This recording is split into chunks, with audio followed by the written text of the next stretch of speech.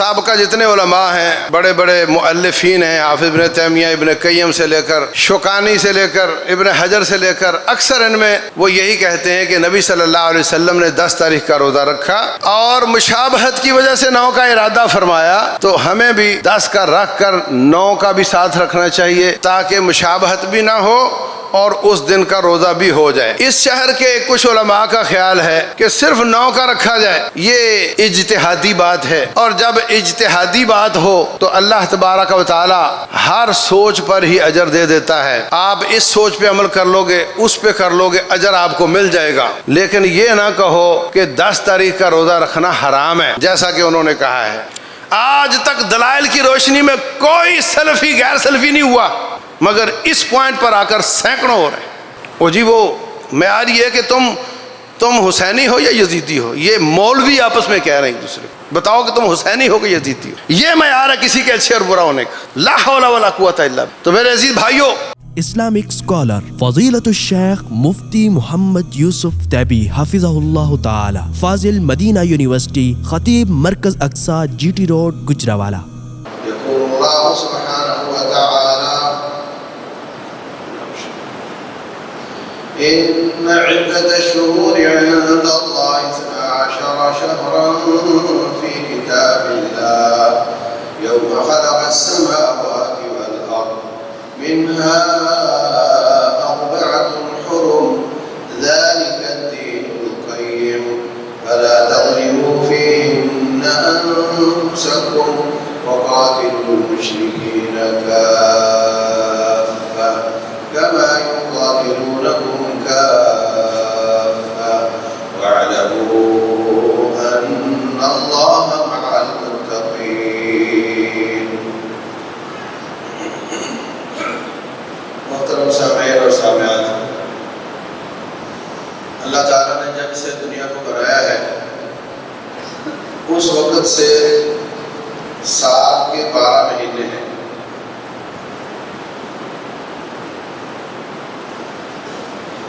ان میں سے 4 حرمت والے ہیں، یہ اللہ تعالیٰ کا سیدھا دین ہے۔ تو ان 4 مہینوں میں خصوصی طور پر اور باقی مہینوں میں عمومی طور پر اپنی جانوں پر ظلم نہ کرو۔ جان پر ظلم کرنے کا معنی ہوتا ہے گناہ کرنا۔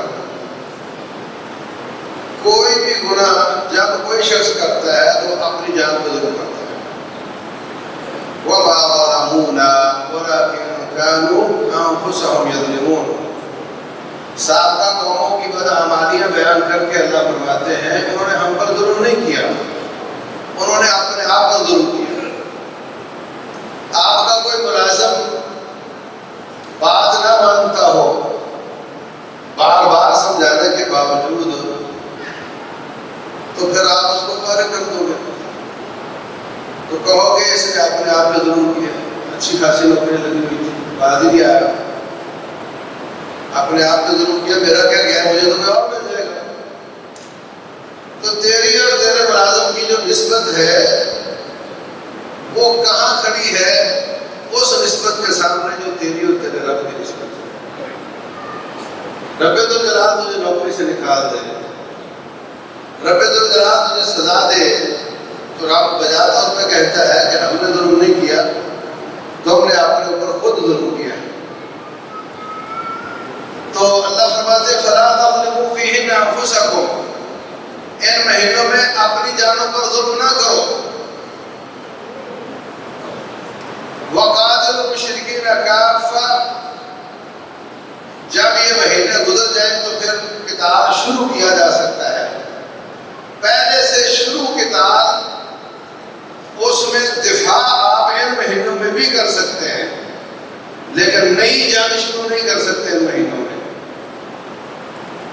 جب یہ مہینے گزر جائیں پھر آپ مل کر کافروں کے ساتھ لڑائی کرو، جیسے وہ سب مل کر تمہارے ساتھ لڑائی کرتے ہیں، اور جان لو کہ اللہ تعالیٰ متقین کے ساتھ ہے۔ عرب لوگوں میں بدامنی بہت زیادہ، ہر قبیلے نے اپنا بیریئر لگایا ہوا تھا، جو گزرے گا میری مرضی سے گزرے گا۔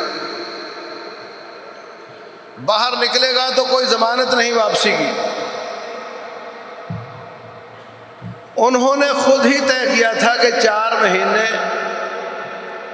حرمت والے بناؤ تاکہ کم از کم روزی روٹی چل سکے، حج عمرہ چل سکے، اس لیے کہ سارے قبیلوں کے درمیان یہ بات طے ہو جائے کہ ان مہینوں میں کوئی کسی پر حملہ نہیں کرے گا۔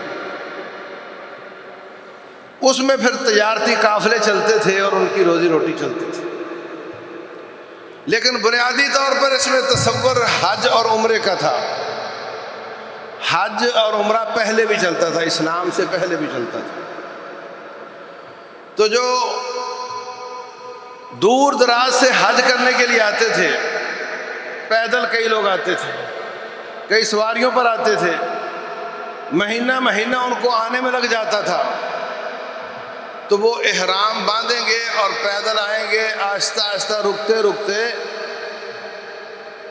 تو ذی الحج سے 1 مہینہ پچھلا اس کو حرمت والا قرار دیا اور 1 مہینہ اگلا کہ اس نے واپس بھی جانا ہے تاکہ وہ آئے اور جائے اور حج کرے اور اس کو کوئی پریشانی نہ ہو۔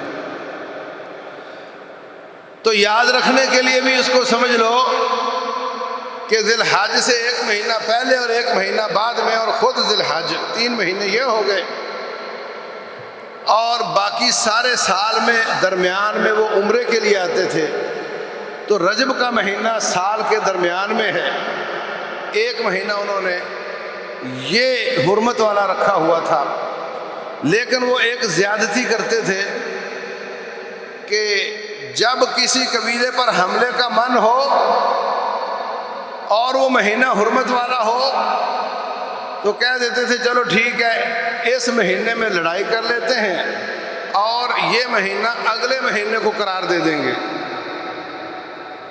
مثلا محرم میں لڑائی کا دل چاہ رہا ہے، محرم میں لڑائی کر لی اور سفر کو کہا یہ محرم ہے، اس مہینے کو لیٹ کر لیتے تھے۔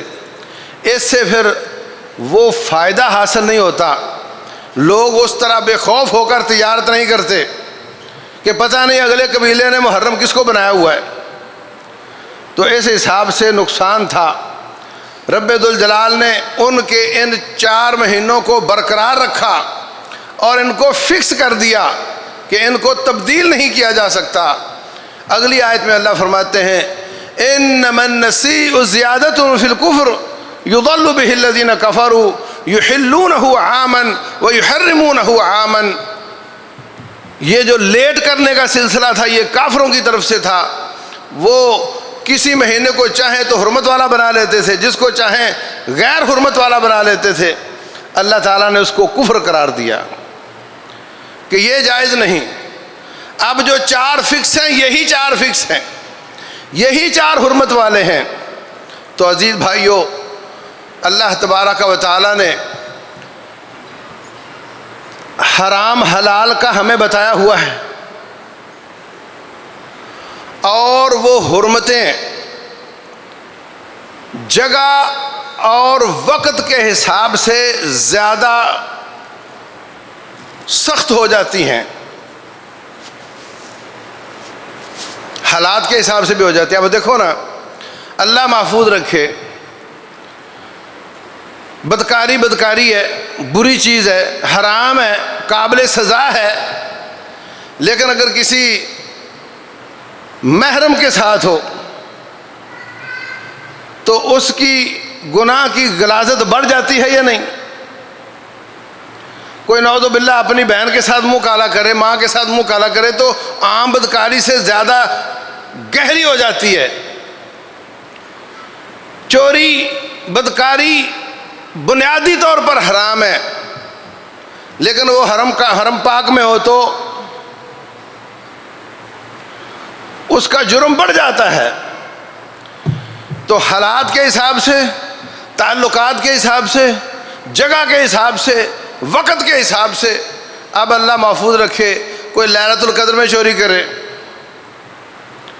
تو وہ عام چوری جیسی تو نہیں ہوگی، حرم پاک میں چوری کرے وہ عام چوری جیسی نہیں ہوگی۔ رسول اللہ صلی اللہ علیہ وسلم فرماتے ہیں کہ جو کبیرہ گناہ ہیں ان میں سے ایک یہ ہے وَأَن تُزَانِيَ حَلِيلَةَ جَارِكَ، کہ تو بدکاری کرے پڑوسی عورت کے ساتھ۔ بدکاری تو بدکاری ہے، مگر پڑوسی دیوار ایک ہے، رابطہ آسان ہے، تو وہاں اس جرم کو زیادہ بڑا قرار دے دیا رسول اللہ صلی اللہ علیہ وسلم نے۔ رسول اللہ صلی اللہ علیہ وسلم فرماتے ہیں جو شخص مجاہد کے گھر کی رکھوالی کرتا ہے اس کو اتنا اجر ملے گا جتنا جہاد پر جانے والے کو ملتا ہے، لیکن اگر وہ ان کے گھر سامان پہنچانے جاتا ہے اور یہاں سے گناہ کا راستہ کھل جائے تو رسول اللہ صلی اللہ علیہ وسلم فرماتے ہیں اللہ قیامت والے دن اس مجاہد شہید کو کہے گا کہ اس ظالم جس نے تیرے گھر میں عزت برباد کی تھی اس کی نیکیاں اٹھاؤ جتنی تم سے اٹھائی جاتی ہیں۔ اور رسول اللہ صلی اللہ علیہ وسلم پوچھتے ہیں بتاؤ کہ وہ کوئی نیکی چھوڑے گا اس کی؟ تو گناہ ہی تھا، اس کی سزا ہے دنیا میں بھی آخرت میں بھی، لیکن جب اس جگہ پہ وہ گناہ ہوا تو اس کی سزا زیادہ ہو گئی۔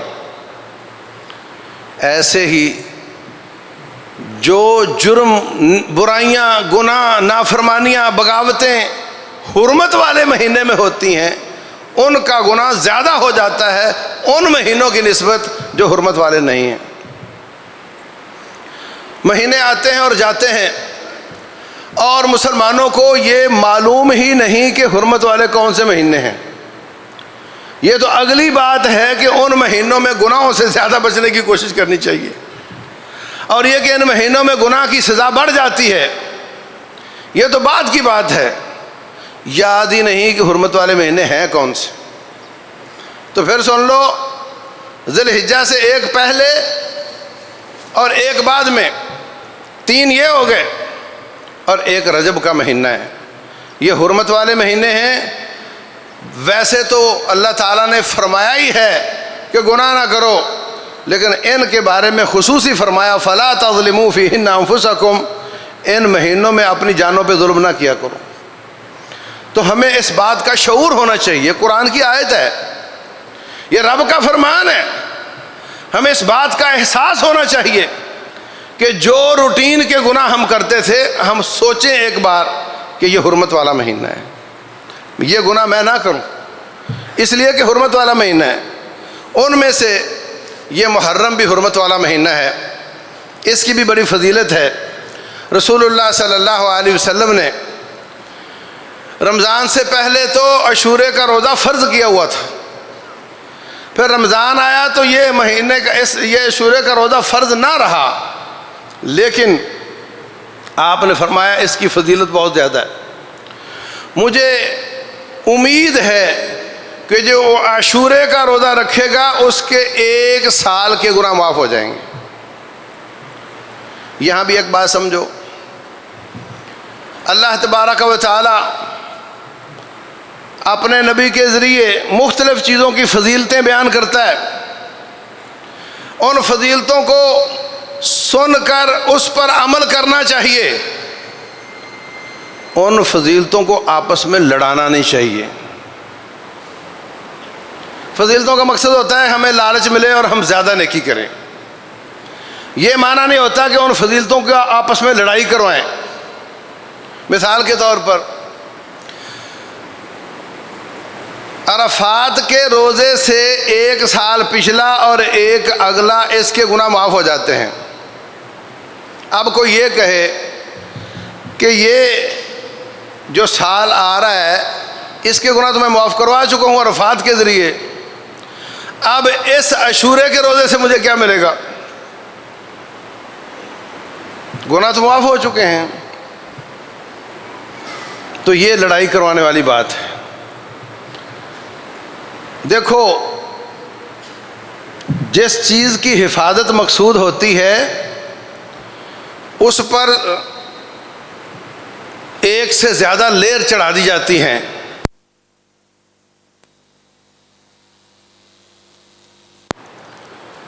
جس چیز کی حفاظت مقصود ہوتی ہے اس پر زیادہ لیئر چڑھا دی جاتی ہیں. ایک لیئر اس پر تھرموپول کی، ایک اس کے اوپر کاٹن، ایک اس کے اوپر لیمینیشن، کہ یہ محفوظ ہو جائے. اس کو لفافے میں ڈال کر آپ کسی جگہ نہیں بھیجتے اس کو. جو زیادہ محفوظ کرنا مقصود ہو اس پر حفاظتی چیزیں زیادہ کر دی جاتی ہیں. تو اگر آپ اپنے آپ کو جہنم سے بچانا چاہتے ہیں تو پھر حفاظتی لیئر زیادہ ہو جائیں گی. وہ عرفات کے ذریعے بھی 2 سال کے گناہ معاف ہو گئے، پھر اس کے محرم کے روزے کے ذریعے بھی سال کے گناہ معاف ہو گئے. یا یوں سمجھو کہ جج فیصلہ کرتا ہے اس شخص کو 4 دفعہ پھانسی کی سزا ہے. جب وہ پہلی دفعہ پھانسی ہو جائے گی تو 3 دفعہ والی پھانسی کس کو دو گے؟ کبھی سوچا ہے آپ نے؟ وہ اس لیے ہوتا ہے کہ اس کے وارثوں کو، مقتول کے وارثوں کو اختیار ہے معاف کرنے کا. اگر انہوں نے معاف کر دیا تو 3 پھانسیاں پھر بھی رہ جائیں گی. صدر پاکستان کو 1 پھانسی کی معافی کی اجازت ہے، اگر اس نے معاف کر دیا تو 2 پھر بھی رہ جائیں گی. ہم چاہتے ہیں کہ کسی صورت میں نہ بچے، اتنا بڑا مجرم ہے. تو وہاں اس کو پھانسی لگانے کی لیئر لگائی گئی ہیں، اور یہاں ہم نے اپنے آپ کو جہنم سے بچانے کی لیئریں لگانی ہیں. ہم عرفات کے روزے کے ساتھ بھی گناہوں کو معاف کروائیں گے، ہم اس مہینے کے ساتھ بھی گناہوں کو معاف کروائیں گے، ہم وضو کے ساتھ بھی گناہوں کو معاف فرمائیں گے، ہم توبہ کے ساتھ بھی معاف فرمائیں گے. یہ سب کے سب طریقے ہیں کہ ہم جہنم سے اتنے دور ہو جائیں کہ ہمارے پھنسنے کے چانس کم از کم ہو جائیں. اس لیے عقلی طور پر ان فضیلتوں کو آپس میں لڑاتے نہیں، مقابلہ نہیں کرتے، بلکہ نبی صلی اللہ علیہ وسلم نے فرما دیا کہ اس سے سال کے گناہ معاف ہوتے ہیں، ہمیں بس عمل کرنا چاہیے. اور یہ روزہ رسول اللہ صلی اللہ علیہ وسلم نے رکھا، بلکہ اعلان کیا کہ جس نے ناشتہ نہیں کیا وہ آج کے دن کو روزہ بنا لے، 10 تاریخ کو روزہ بنا لے. حتیٰ کہ سمجھدار بچوں کو بھی روزہ رکھواتے تھے. صحابہ کرام فرماتے ہیں جب ان کو بھوک لگتی، روزہ لگتا، تو ہم روئی اور اون کے کھلونے بنا کر ان بچوں کا دل بہلاتے تھے تاکہ شام تک اس کا روزہ پورا ہو جائے. اس قدر تاکید کی. صام یوم عاشوراء و امر بصیامہ، 10 تاریخ کا روزہ رکھا اور سب کو حکم دیا کہ تم بھی روزہ رکھو، اور فضیلت بھی بیان کی. جب آپ مکہ سے مدینہ تشریف لائے، یہودیوں کو اس دن کا روزہ رکھتے ہوئے پایا. کہا کہ تم کیوں روزہ رکھتے ہو؟ کہا یہ ہمارا آزادی کا دن ہے. اس دن اللہ تعالیٰ نے فرعون کو ڈبو کر ہمیں آزاد کیا تھا. ہم جشن آزادی روزہ رکھ کر مناتے ہیں. رسول اللہ صلی اللہ علیہ وسلم نے فرمایا انا اولا بموسیٰ منکم، تم اپنے نبی کے اتنے تعلق دار نہیں ہو جتنا میں اپنے بھائی موسیٰ کا تعلق دار ہوں، اس لیے میں بھی ان کے جشن آزادی میں روزے کے ساتھ شریک ہوں گا. جب سے آپ مدینہ آئے آپ اس دن کا روزہ رکھتے بھی رہے اور سب کو حکم بھی دیتے رہے. 9 سال آپ رکھتے رہے. تو کسی نے کہا حضرت اس سے تو یہودیوں کی موافقت لگ رہی ہے. تو آپ نے فرمایا چلو ٹھیک ہے، اگر میں اگلے سال زندہ رہا تو میں 9 تاریخ کا روزہ رکھوں گا. وہ دن نہیں آیا. اب یہ دیکھیں کہ سابقہ جتنے علماء ہیں، بڑے بڑے مؤلفین ہیں، حافظ ابن تیمیہ، ابن قیم سے لے کر شوکانی سے لے کر ابن حجر سے لے کر، اکثر ان میں وہ یہی کہتے ہیں کہ نبی صلی اللہ علیہ وسلم نے 10 تاریخ کا روزہ رکھا اور مشابہت کی وجہ سے 9 کا ارادہ فرمایا، تو ہمیں بھی 10 کا رکھ کر 9 کا بھی ساتھ رکھنا چاہیے تاکہ مشابہت بھی نہ ہو اور اس دن کا روزہ بھی ہو جائے۔ اس شہر کے کچھ علماء کا خیال ہے کہ صرف 9 کا رکھا جائے، یہ اجتہادی بات ہے، اور جب اجتہادی بات ہو تو اللہ تبارک و تعالی ہر سوچ پر ہی اجر دے دیتا ہے۔ آپ اس سوچ پہ عمل کر لو گے، اس پہ کر لو گے، اجر آپ کو مل جائے گا، لیکن یہ نہ کہو کہ 10 تاریخ کا روزہ رکھنا حرام ہے جیسا کہ انہوں نے کہا ہے۔ یہ نظریہ غلط ہے۔ سابقہ علماء ہمیشہ رکھتے رہے، کوشش یہی کرنی چاہیے کہ دونوں دن کا روزہ ہو جائے، بلکہ کوشش ہونی چاہیے کہ اس مہینے کے زیادہ سے زیادہ روزے ہو جائیں۔ رسول اللہ صلی اللہ علیہ وسلم فرماتے ہیں افضل الصیام بعد رمضان صیام الشہر اللہ المحرم، رمضان کے بعد اگر نفلی روزے کسی مہینے کے افضل ہیں تو وہ محرم ہے۔ کہا شہر اللہ، اللہ کا مہینہ ہے، مہینے تو سارے اللہ کے ہیں مگر اس کی نسبت اللہ کی طرف کی، اور یہ ساری فضیلتیں یہ عہد نبوت کی فضیلتیں ہیں۔ حسین بن علی رضی اللہ عنہما کی شہادت سے اس کا تعلق نہیں ہے، وہ شہادت آدھی صدی بعد میں ہوئی ہے، یہ فضیلتیں آدھی صدی پہلے کی ہیں۔ تو بہر صورت اس مہینے کے زیادہ روزے رکھنے کی کوشش کرنی چاہیے، اور 9-10 کا رکھنا چاہیے تاکہ 1 سال کے گناہ معاف ہو جائیں، اور اگر کسی کا 9 کا رہ جائے وہ 10-11 کا کر لے، کیونکہ رسول اللہ صلی اللہ علیہ وسلم نے کسی دن کو خاص کرنے سے منع کیا، جیسے اگر منع کیا ہے تو اس کی خصوصیت ختم کرنے کا طریقہ یہ ہے کہ اس سے 1 دن پہلے یا 1 دن بعد میں روزہ رکھو۔ مثال کے طور پر رسول اللہ صلی اللہ علیہ وسلم نے جمعے کے دن کو روزے کے ساتھ خاص کرنے سے منع کیا، اور خصوصیت ختم کرنے کا طریقہ یہ بتایا کہ یا 1 دن پہلے ساتھ رکھ لو یا 1 دن بعد میں رکھ لو۔ آپ کی بیوی نے روزہ رکھا ہوا تھا جمعے والے دن، فرمایا کل تو نے روزہ رکھا تھا؟ کہتی نہیں۔ فرمایا اگلے کل تیرا ارادہ ہے؟ کہتی نہیں۔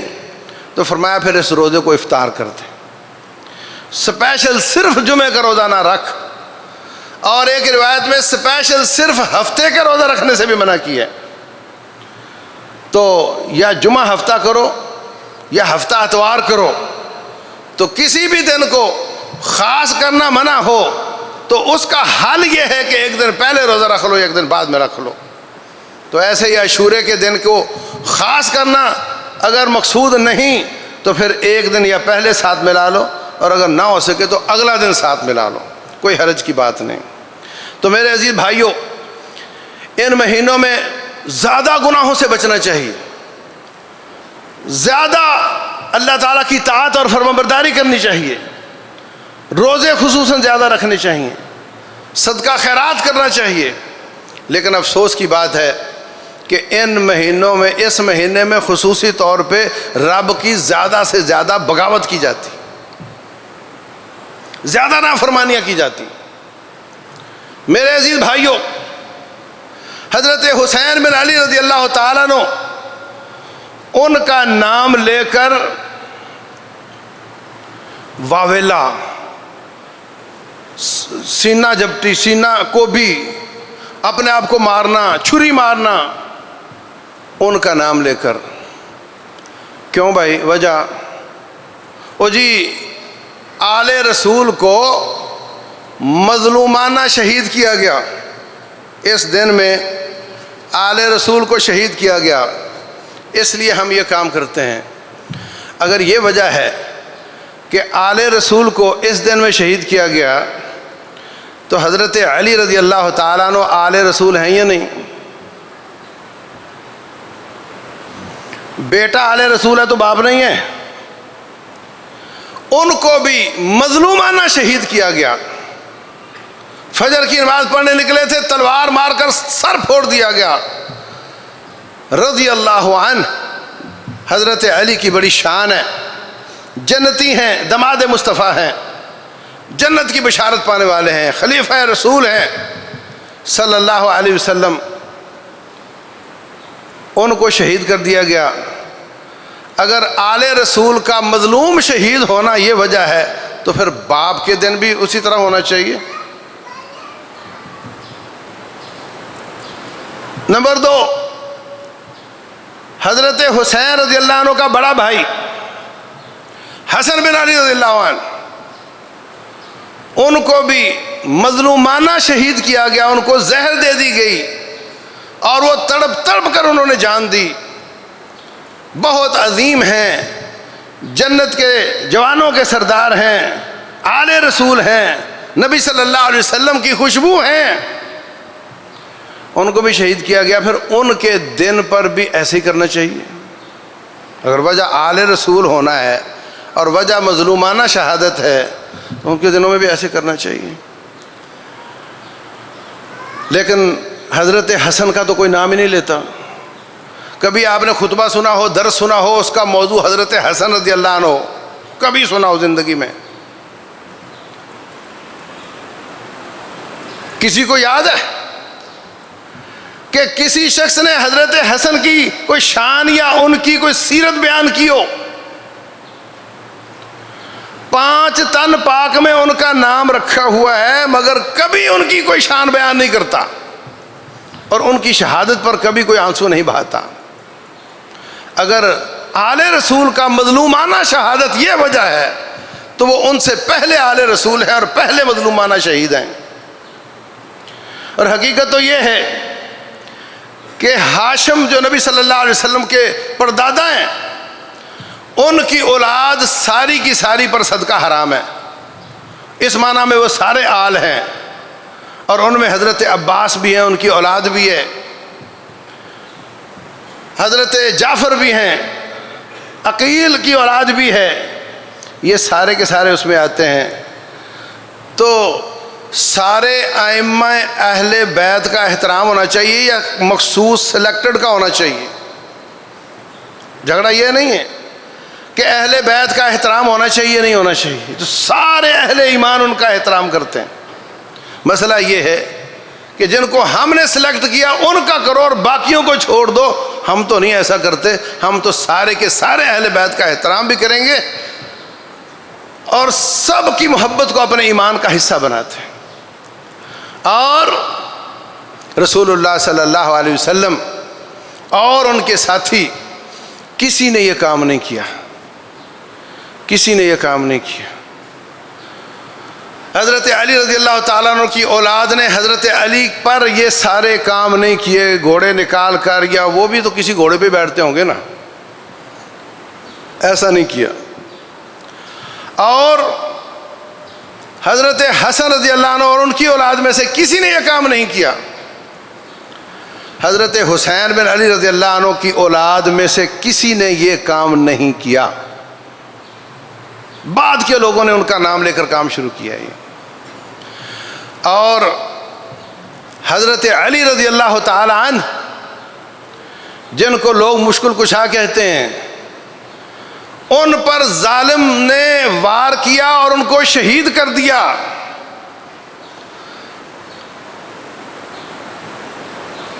مشکل کشائی انہوں نے اپنی نہیں کی،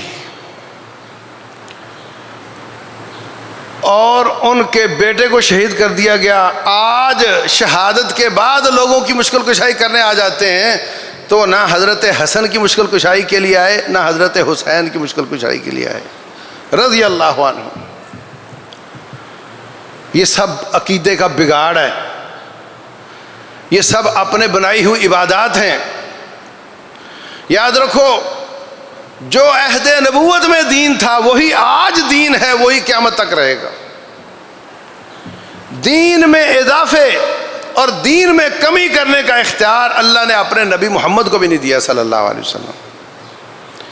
یہ دین رب کا دین ہے، ان کو پیغمبر بنایا ہے، ان کو دین دے کر بھیجا ہے، لِیُظْہِرَهُ عَلَى الدِّینِ كُلِّهِ، تاکہ اس دین کو دینوں پر غالب کر دے۔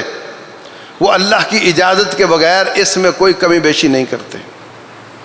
وَلَوْ تَقَوَّلَ عَلَيْنَا بَعْضَ الْأَقَاوِيلِ لَأَخَذْنَا مِنْهُ بِالْيَمِينِ ثُمَّ لَقَطَعْنَا مِنْهُ الْوَتِينَ فَمَا مِنْكُمْ مِنْ أَحَدٍ عَنْهُ حَاجِزِينَ. رسول اللہ صلی اللہ علیہ وسلم فرماتے ہیں قیامت کا دن ہوگا، میں اپنی امت کو حوض کوثر پر پانی پلاؤں گا. ایک صحابی کہتے ہیں حضرت اتنی دنیا جمع ہوگی سابقہ امتیں، تو آپ کو کیسے پتہ چلے گا کہ میرا امتی ہے؟ اب یہ بتاؤ، سوال بنتا ہی ہے. اب یہاں کوئی سوال کرے تو گستاخی کا کیس ہو جائے گا اس پر. نبی کو نہیں پتا، حد نہیں ہو گئی. لیکن نبی صلی اللہ علیہ وسلم نے نہ اس پہ غصہ کیا، بلکہ فرمایا ان امتی یاتون یوم القیامت غر محجلین من اثر الوضو. میری امت کے لوگ ان کے وضو والے اعضاء چمک رہے ہوں گے، میں ان کی چمک دیکھتا جاؤں گا اور ان کو پانی پلاتا جاؤں گا. آسان کام ہے، یہ ویزا ہے ان کا، یہ پاسپورٹ ہے ان کا. اللہ اکبر. بے نمازوں کو سوچنا چاہیے، جو نمازیں نہیں پڑھتے ان کو سوچنا چاہیے کیا بنے گا ان کا. فرمایا ایک دفعہ مسئلہ ہو جائے گا کہ کچھ لوگ ان کے اعضائے وضو چمک رہے ہوں گے مگر وہ میرے ہاتھ سے جام کوثر پینے کے لائق نہیں ہوں گے. میں ظاہری نشانی دیکھ کر ان کو پانی پلانے کی کوشش کروں گا، بیچ میں رب کی پولیس آ کے حائل ہو جائے گی، ان کو گھیر کر لے جائے گی. میں کہوں گا او صحابی او صحابی، یہ تو میرے ساتھی لگ رہے ہیں، میرے ساتھی لگ رہے ہیں، کیوں لے جا رہے ہو ان کو؟ وہ کہیں گے انک لا تدری ما احدثوا بعدک، اے نبی آپ کو معلوم نہیں جب آپ دنیا سے چلے گئے تھے انہوں نے اپنا ہی دین بنا لیا تھا، اس پر عمل کرتے تھے. اپنا ہی دین بنا لیا تھا، اس پر عمل کرتے تھے. اب آپ دیکھو گھوڑے کو معظم کرنا اور یہ کہنا کہ اس کے اوپر سواری کوئی نہ کرے، اور یہ کہ جو اس کے نیچے سے گزرے گا اس کو شفا مل جائے گی، اور اس کے سامنے جھکا جائے. آپ کو شاید معلوم ہے یا نہیں، جس طرح انسان کے نام پر زمین لگ جاتی ہے پاکستان میں گھوڑے کے نام بھی لگ جاتی ہے. باقاعدہ اس کی فرد نکلوا لو آپ. یہ مقام دیا ہوا گھوڑے کو. کیا گھوڑا ان سے پہلے کسی کا نہیں تھا یا ان کے بعد میں کسی کا نہیں ہے؟ وہ اور ان کے بڑے بھائی اور ان کے والد رضی اللہ عنہم میرے سر کے تاج اور سینے کے نور ہیں، مگر وہ رب کے مقابلے میں مشکل کشا نہیں ہے، حاجت روا نہیں ہے، رب کے شریک نہیں ہے، رب کے مقابلے میں ان کو پکارنا جائز نہیں ہے. اور پھر ان کے گھوڑے کو اور اس سے حاجت روائیاں کروانا، اور ہم سب جاتے ہیں ان کی رونق کو بڑھانے کے لیے. رسول اللہ صلی اللہ علیہ وسلم فرماتے ہیں من رأى منکم منکرا فلیغیرہ بیدہ، جو اللہ کی نافرمانی دیکھتا ہے ہاتھ سے روکے. ہاتھ سے نہیں روک سکتا تو زبان سے منع کرے، زبان سے نہیں کر سکتا تو کم از کم شرکت تو نہ کرے، دل سے برا جانے. تو اس مہینے میں بجائے اس کے کہ زیادہ نیکیاں کی جائیں، بجائے اس کے کہ زیادہ گناہوں سے بچا جائے، اتنی عجیب و غریب بات ہے کہ عمل بھی چینج ہو گیا، عقیدہ بھی چینج ہو گیا، میرٹ ہی بدل گیا، ترازو ہی چینج ہو گیا. میں کہتا ہوں جو آسمان سے آنے والی کتاب و سنت پر عمل کرتا ہے وہ حق پر ہے، بات ٹھیک ہے، اور جو آسمان سے آنے والے کتاب و سنت پر عمل نہیں کرتا وہ باطل پر ہے، بات ٹھیک ہے. مگر کہا جاتا ہے نہیں چھوڑو اس کو، یہ کہو کہ کربلا کے واقعے میں جو حضرت حسین رضی اللہ عنہ کے ساتھ ہے وہ حق پر ہے، اور جو مخالفت میں ہے وہ باطل پر ہے، اور اسلام زندہ ہوتا ہے کربلا کے بعد. معیار ہی بدل دیا ہے، حق و باطل کا معیار ہی بدل دیا ہے. حالانکہ جو سامنے مقابلے میں ظالم تھے جنہوں نے ظالمانہ شہید کیا وہ کافر نہیں تھے، وہ کافر نہیں تھے، ظالم تھے، اپنی جانوں کو بچانے کے لیے انہوں نے ظلم کیا. اور حضرت معاویہ رضی اللہ عنہ اور حضرت علی دونوں ہی صحابی تھے، دونوں کی ساتھ صحابہ کرام تھے۔ حضرت حسین بن علی رضی اللہ عنہ کے ساتھ بھی صحابہ کرام تھے، اور مقابل میں یزید تھا تو اس کی بھی بیعت صحابہ کرام نے کی ہوئی تھی۔ خلیفہ بن سکتا ہے یا نہیں، اس پر جھگڑا تھا، اور یہ بات درست تھی ان کی کہ سیاسی اعتبار سے باپ کے بعد بیٹا نہیں ہونا چاہیے۔ ایک سیاسی غلطی کی اصلاح مقصد تھا، اور ہم نے اس کو کفر اسلام کا مارکا بنا دیا، اور اس کے وجہ سے ایک دوسرے کو طعن و تشنیع شروع کر دیے۔ انا للہ و انا الیہ راجعون۔ اور جو شخص اس واقعے سے پہلے والے دین پر عمل کرتا ہے اس کو کہتے ہیں یہ حق کو چھپاتا ہے۔ میرے ایک نمازی نے مجھے آ کر پکڑ لیا، جمعہ پڑھتا تھا میرے پیچھے، کہتا ہے یہ واقعہ یوں کیسے؟ میں نے بتا دیا۔ کہتا لو اتنے سال ہو گئے تیرے پیچھے جمعہ پڑھتے اور تو نے آج تک یہ حق نہیں بتایا۔ یہ حق تو مجھے وہ یوٹیوب پر بیٹھنے والے نے بتایا ہے۔ اس کو حق سمجھا ہوا ہے، جو اسلام مکمل ہونے سے 50-51 سال بعد کی بات، معیار ہی چینج کر دیا ہے، حق و باطل کا معیار ہی بدل دیا ہے۔ اور انہوں نے تو بدلنا تھا، ہم نے بدل لیا ہے۔ برین واشنگ ہو رہی ہے بھائی۔ آج تک دلائل کی روشنی میں کوئی سلفی غیر سلفی نہیں ہوا، مگر اس پوائنٹ پر آ کر سینکڑوں ہو رہے ہیں۔ وہ جی وہ معیار یہ ہے کہ تم حسینی ہو یا یزیدی ہو، یہ مولوی آپس میں کہہ رہے ہیں ایک دوسرے کو، بتاؤ کہ تم حسینی ہو کہ یزیدی ہو۔ یہ معیار ہے کسی کے اچھے اور برا ہونے کا۔ لا حول ولا قوت الا باللہ۔ تو میرے عزیز بھائیوں، آسمان سے آنے والا دین، اس پر عمل کرنا حق ہے۔ آسمان سے آنے والا دین جو نبی محمد صلی اللہ علیہ وسلم پر نازل ہوا اور ان کی وفات پر بند ہو گیا، الیوم اکملت لکم دینکم، اس کی سند مل گئی۔ اس پر جو عمل کرے گا وہ جنت میں جائے گا، اس کی مخالفت کرنے والا جہنم میں جائے گا۔ اس کے بعد رہا یہ واقعہ تو یہ بڑا دل گداز ہے، بڑا مظلومانہ ہے۔ ہمیں بہت محبت ہے آل رسول صلی اللہ علیہ وسلم سے، مگر ہم یہ کہتے ہیں کہ اللہ ان مظلوم شہداء کے درجات کو بلند کرے، اللہ ظالموں کو غارت کرے، اور جس نے ظلم کیا، جتنا جس کا جرم تھا، اللہ اس کو اتنی سزا دے۔ مگر اس بنیاد پر ہم حق باطل کے فیصلے نہیں کر سکتے۔ واللہ تعالی اعلم، وصلی اللہ وسلم وبارک علی نبینا۔